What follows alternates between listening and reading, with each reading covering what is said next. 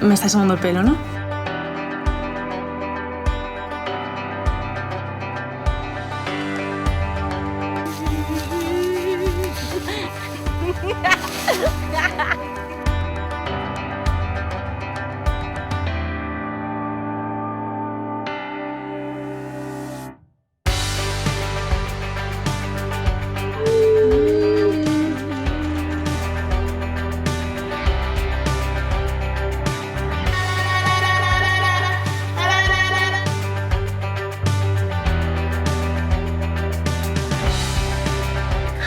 Miedo de perder el sabor.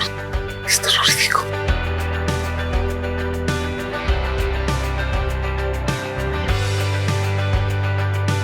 Yo pienso que todo el mundo tenemos derecho a disfrutar de la vida y del amor y de la sexualidad.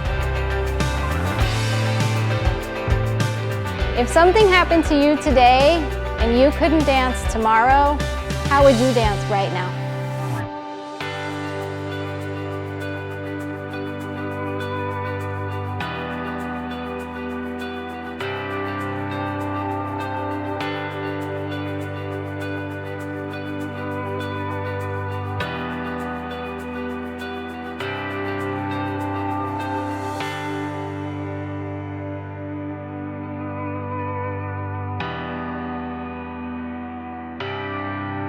Inclús, Festival Internacional de Cinema i Discapacitat de Barcelona.